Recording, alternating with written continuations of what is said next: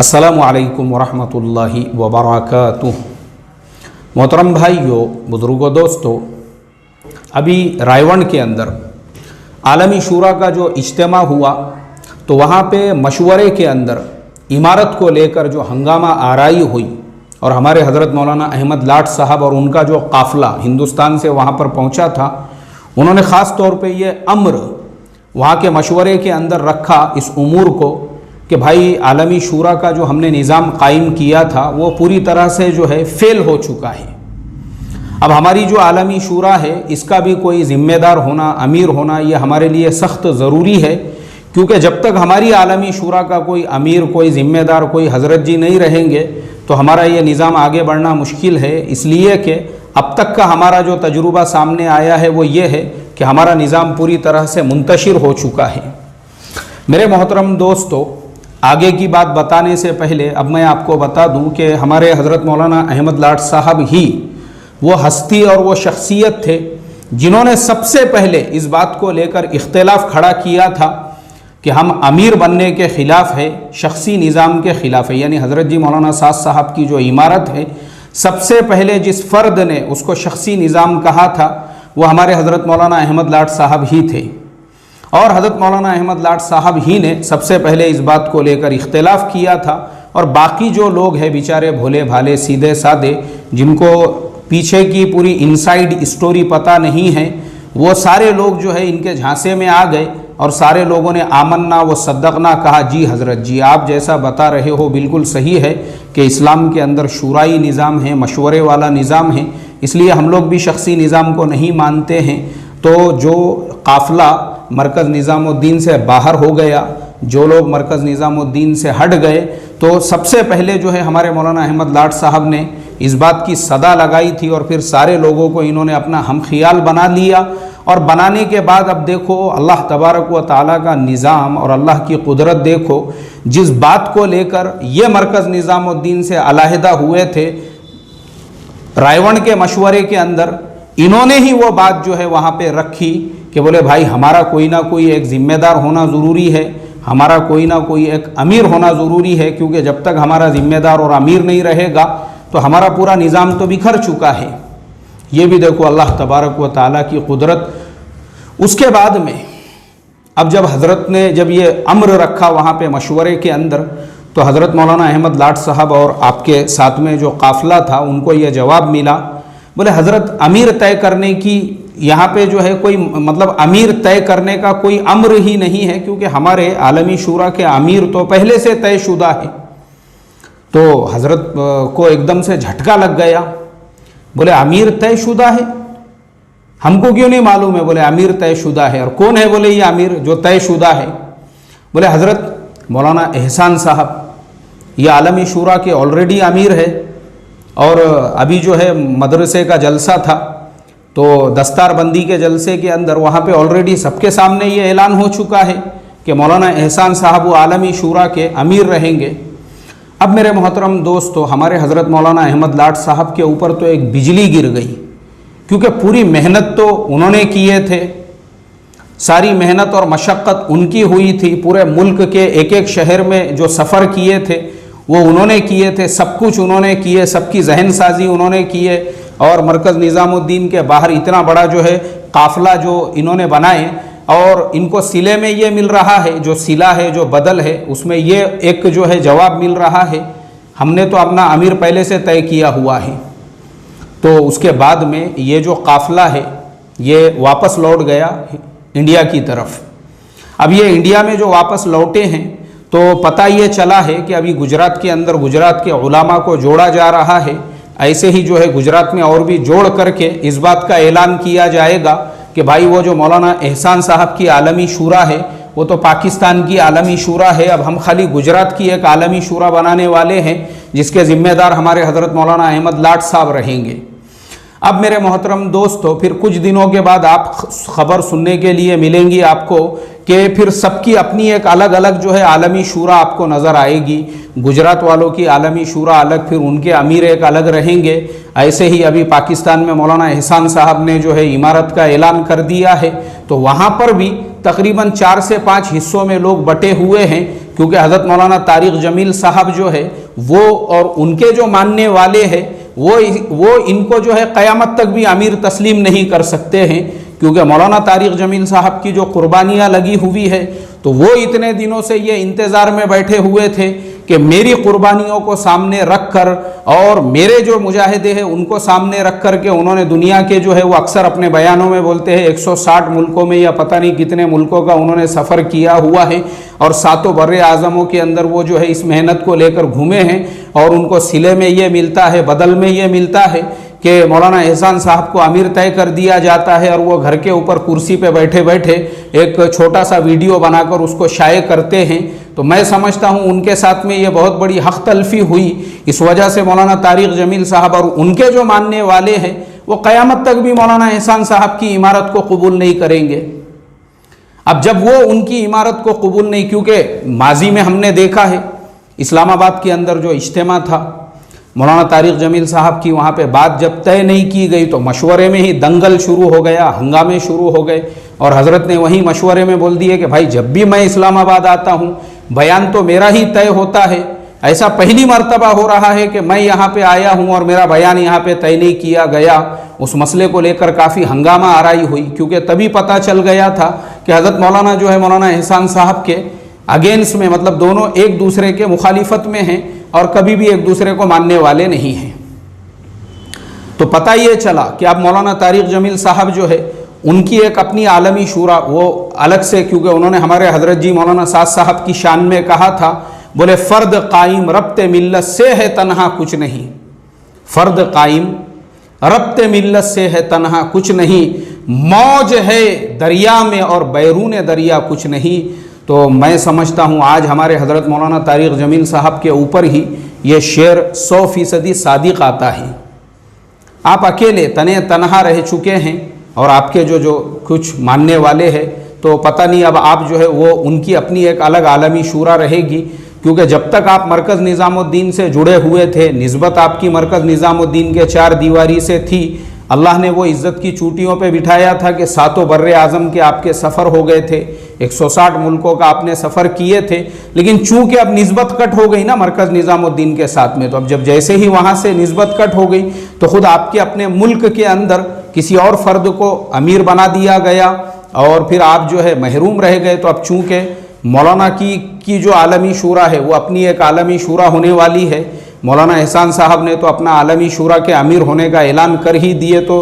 2 ٹکڑے تو ابھی فی الحال پاکستان میں ہی ہو چکے ہیں، پھر انڈیا میں ابھی مولانا احمد لاٹ صاحب جب گجرات میں اعلان کریں گے تو ان کی اپنی گجرات کی عالمی شورا ہوگی، پھر کرناٹکا کے اندر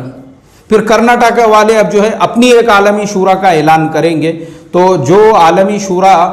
مرکز نظام الدین سے اس بات کو لے کر، یعنی جس کو علیحدہ کیا گیا تھا یا جو لوگ الگ ہوئے تھے، وہ صرف اس بنیاد کے اوپر کہ ہم لوگ شخصی نظام کے خلاف ہیں،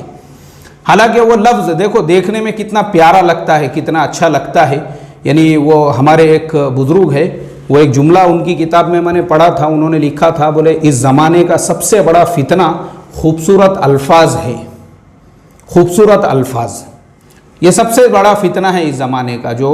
یہ لفظ جو ہے شخصی نظام کا جو نام دیا گیا۔ لیکن آج حالت یہ ہو چکی، حالانکہ بنیاد صرف اور صرف یہ تھی کہ ہم کو بھی اقتدار میں حصہ چاہیے، ہم کو بھی بڑا پن چاہیے، ہم کو بھی جو ہے کیونکہ ہم نے جو قربانیاں دی ہے اس کا صلہ وہ دنیا میں ہی چاہیے تھا۔ تو اس وجہ سے یہ لوگ جب مرکز نظام الدین سے علیحدہ ہوئے، کیونکہ ان کو دنیا میں ہی حصے داری چاہیے تھی، صلہ بدل، وہ باقی ساری باتیں جو ہے نا، ثواب ملیں گا جنت میں، جو ہے محلات ملیں گے، اور وہ مرنے کے بعد جو ملیں گا وہ بعد میں دیکھیں گے، وہ تھوڑی ابھی دیکھا ہوا ہے دنیا میں کسی نے، لیکن دنیا میں ابھی کم سے کم ہم کو نام اور اقتدار تو چاہیے تھا۔ تو وہ بنیادوں کو لے کر یہ جو لوگ مرکز نظام الدین سے الگ ہوئے تھے، آج پوری دنیا دیکھ رہی ہے کہ ان میں ہی کیسا پھوٹ پڑ چکی ہے، کیسا انتشار پیدا ہو چکا ہے، اور ہر صوبے کی ایک عالمی شورا، وہاں کا ذمہ دار الگ۔ تو پتہ یہ چلا کہ شروع سے لے کے اب تک جن لوگوں نے حضرت جی مولانا سعد صاحب کو اپنا امیر مانا ہوا ہے، جو لوگ مرکز نظام الدین کے ساتھ میں جڑے ہوئے ہیں، آپ لوگ حق پر ہے، حق پر، اور اس بات کے لیے 2 रकात शुक्राना नमाज आपने पढ़ना चाहिए कि अल्लाह तबारक व तआला ने आपको गुमराह होने से बचा लिया। पहले दिन से आप मरकज़ के साथ में अगर जुड़े हुए हैं और अल्लाह ने आपकी हिफाजत की, क्योंकि ये जुमला जो है मेरे मोहतरम दोस्तों, ये जो जुमला है, ये जो जैसे जनता दल जो है ना, वीपी सिंह के ज़माने में एक पार्टी हुआ करती थी जनता दल, उनका इंतकाल हो गया। उसके बाद में वो जनता दल के आज जो है 8-10 टुकड़े हो गए।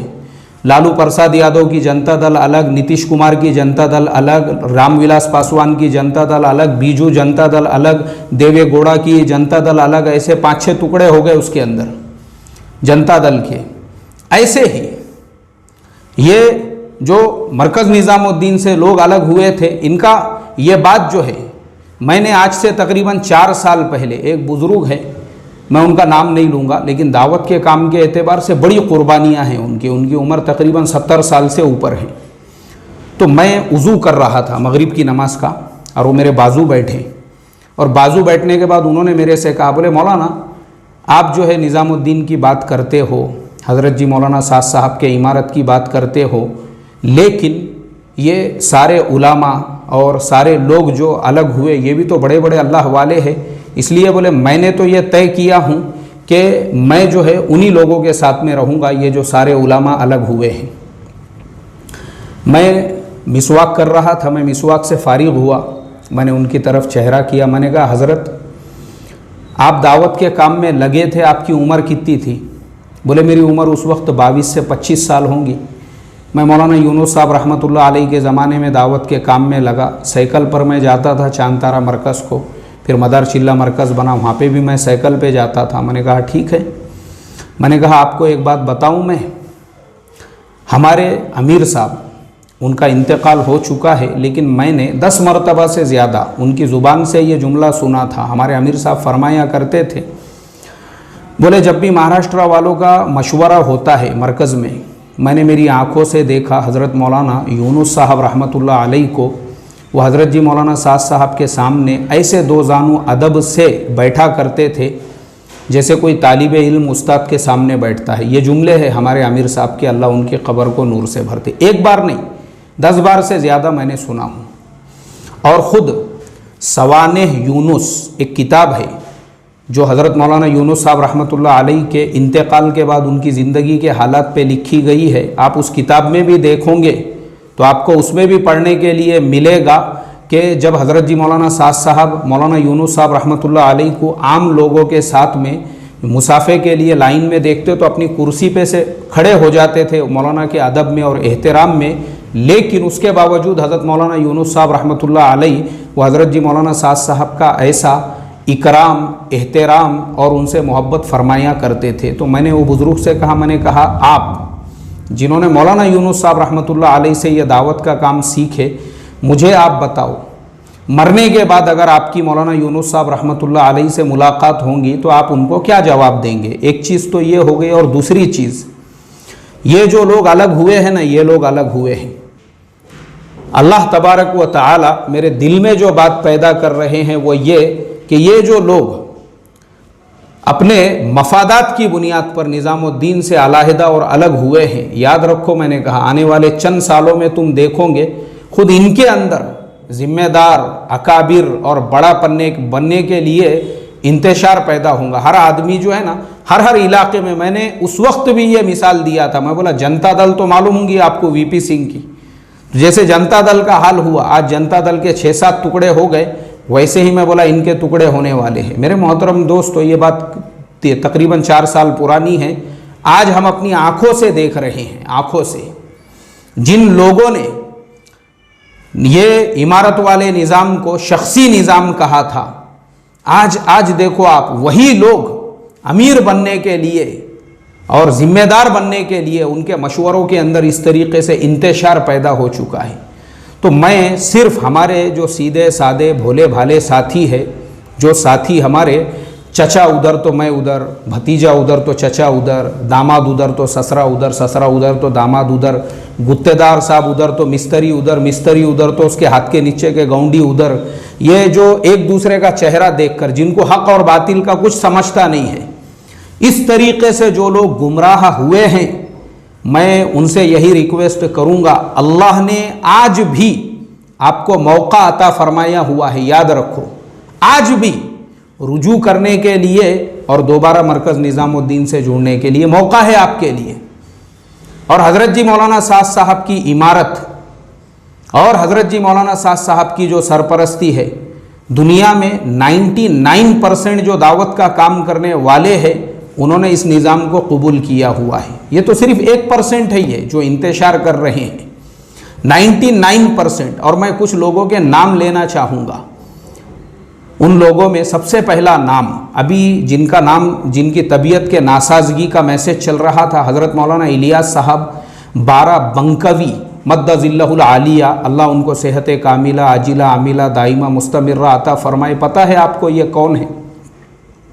90 साल से ज़्यादा इनकी उम्र है। ये वो है जिन्होंने हयातुस सहाबा की जो तीनों जिल्दें हैं, अरबी जो हयातुस सहाबा का मतन है उसको उन्होंने एराब लगाया है, उसकी तसहीह की है, उसको सही ढंग से मुरत्तब किया है। ये वो मौलाना इलियास साहब बारा बंकवी रहमतुल्लाह अलैह है जिन्होंने हज़रत जी मौलाना इलियास साहब रहमतुल्लाह अलैह का ज़माना देखा, हज़रत जी मौलाना यूसुफ़ साहब रहमतुल्लाह अलैह का ज़माना देखा, हज़रत जी मौलाना इनामुल हसन साहब रहमतुल्लाह अलैह का ज़माना देखा। जिन्होंने दावत के काम की इब्तिदा देखी वो आज भी हमारे दरमियान में मौजूद है और मरकज़ निज़ामुद्दीन को ही उन्होंने अपना घर बनाया हुआ है, वहीं कुतुब खाने के अंदर रहते हैं। मुझे आप बताओ, ऐसा बरगुज़ीदा और बुज़ुर्ग इंसान जब वो हज़रत जी मौलाना साद साहब को अपना अमीर मानता है, जिन्होंने मौलाना इलियास साहब रहमतुल्लाह अलैह का दौर और ज़माना देखा था, इससे बढ़कर हज़रत जी मौलाना साद साहब की इमारत के हक़ होने के लिए आपको क्या दलील चाहिए? हज़रत मौलाना शौकत साहब, मैंने हज़रत मौलाना शौकत साहब से पूछा, मैं बोला हज़रत आपकी उम्र कितनी होंगी? बोले 80 के ऊपर। आप सोचो 80 साल से ऊपर जिस शख्स की उम्र है, ज़िंदगी अपनी पूरी लगा दी है। मौलाना हज़रत जी मौलाना साद साहब तो उनके सामने पैदा हुए होंगे, उसके बावजूद वो उनकी इमारत और उनको अपना ज़िम्मेदार माने हुए हैं और दो जानू पूरे अदब और एहतराम के साथ आज भी उनके सामने बैठते हैं। इससे बढ़कर आपको दलील और क्या चाहिए? हज़रत मौलाना शरीफ साहब, ऐसे ही बहुत हमारे बुज़ुर्गों की अकाबिर की, हज़रत मौलाना मियाँ जी अज़मत वग़ैरह वग़ैरह, ये एक बहुत बड़ी लिस्ट है, बहुत बड़ी जो है तादाद है ऐसे अकाबिर उलमा की। हज़रत मौलाना कलीम सिद्दीकी साहब, हज़रत मौलाना महमूद साहब मदनी, ये बहुत बड़ी तादाद है। अभी मुझे पूरी लिस्ट आपको गिनाना नहीं है। और ये सब लोग हज़रत जी मौलाना साद साहब के साथ नहीं हैं, बल्कि उस नहजे सुन्नत के साथ में हैं जिस पर हज़रत जी मौलाना साद साहब का अमल है। अगर हज़रत जी मौलाना साद साहब का अमल ज़रा सा भी किताब व सुन्नत से हटा हुआ होता था तो ये ऐसे बड़े बड़े अकाबिर उलमा, मौलाना इलियास साहब बारा बंकवी और हज़रत मौलाना शौकत साहब, हज़रत मौलाना शरीफ साहब और मियाँ जी अज़मत जैसे, और मौलाना महमूद, हज़रत मौलाना महमूद साहब और मौलाना कलीम सिद्दीकी साहब, और जितने भी पूरी दुनिया के अंदर जो लोग हज़रत जी के साथ में हैं, अरे उसी नहज के ऊपर है जो नहज किताब व सुन्नत के मुताबिक है। अगर वो किताब व सुन्नत से हटा हुआ होता था, ये लोग क्यों उनके साथ में होते थे? तो मैं ये समझता हूँ अल्लाह तबारक व तआला ने ये मौका अता फ़रमाया है रुजू करने का, दोबारा से मरकज़ के साथ में जुड़ने का। देखो, हम जुड़ेंगे, हमारा फ़ायदा है, मरकज़ का रत्ती बराबर का भी नुकसान नहीं है। अगर ये हालात देखकर भी, ये सारा इंतशार देखकर भी, ये जनता दल के 8-10 टुकड़े देखकर भी अगर हमारी आँखें नहीं खुलती है तो मैं समझता हूँ हमारे से बड़ा गुमराह दुनिया में कोई भी नहीं है। क्योंकि देखो, मरकज़ को हमारी ज़रूरत नहीं है, हमको मरकज़ की और हज़रत जी के ताबेदारी की ज़रूरत है ताकि हम हक़ के रास्ते पर चले और हक़ के साथ में चले। क्योंकि ऑलरेडी मरकज़ के साथ अल्लाह ने पूरी दुनिया को जोड़ा हुआ है। सैकड़ों लोग आज की तारीख़ में ऐसे हैं जो अपने हाथ में अपना ऐसा पासपोर्ट लेके बैठे हुए हैं कि जैसे ही हालात साजगार होंगे अपनी जान माल दोनों एतबार से कुर्बानी देने को तैयार है कि मरकज़ का, जहाँ का, जिस मुल्क का जितने दिन का तकाज़ा रहेगा मैं तैयार हूँ मरकज़ के तकाज़े के लिए। ख़ुद मेरा अपना जो इरादा है वो ये है कि अल्लाह ने अगर आगे ज़िंदगी रखा तो 6 महीने मरकज़ की ताबेदारी में, मरकज़ की मातहती के अंदर, जहाँ जैसा जिस तरीक़े से मरकज़ इस्तेमाल करना चाहे अपनी जान माल लेके उनके हवाले करना है, और 6 महीने अपने वतन के ऊपर। क्योंकि हक़ जो है, हक़ अल्लाह ने हक़ जो है मरकज़ के साथ में, हक़ यानी मरकज़ को कबूल कर लिया हक़ की मेहनत के लिए। इसलिए हमारा फ़ायदा इसी में है, हम हक़ के साथ में जुड़ जाए। वरना مرکز کا کوئی فائدہ نہیں ہے اس میں، نقصان ہمارا ہی نقصان ہے اگر ہم جو ہے اتنے انتشار کے بھی باوجود ہماری آنکھیں نہیں کھلتی ہے۔ میں اللہ تعالیٰ سے یہی دعا کروں گا امت مسلمہ کے جو ہمارے بھولے بھالے سیدھے سادے جو ہمارے بھائی ہیں، جو کسی طریقے سے یہ سارے جھانسوں میں پھنس چکے ہیں، اللہ تعالیٰ ان کو توبہ اور استغفار کی توفیق عطا فرمائے اور دوبارہ سے ان کو مرکز کے نہج کے ساتھ میں اور حضرت جی مولانا سعد صاحب کی عمارت میں کام کرنے کے ساتھ میں جوڑ دے، اور پوری عالم میں اس دعوت کی مبارک محنت کے لیے دیر اور دور کے لیے قبول فرمائیں۔ اور ہمارے مولانا یونس صاحب رحمۃ اللہ علیہ جو فرماتے تھے، اے اللہ ہم کو کرتے کرتے مرنے والا اور مرتے مرتے کرنے والا بنا، آمین ثم آمین۔ السلام علیکم ورحمۃ اللہ وبرکاتہ۔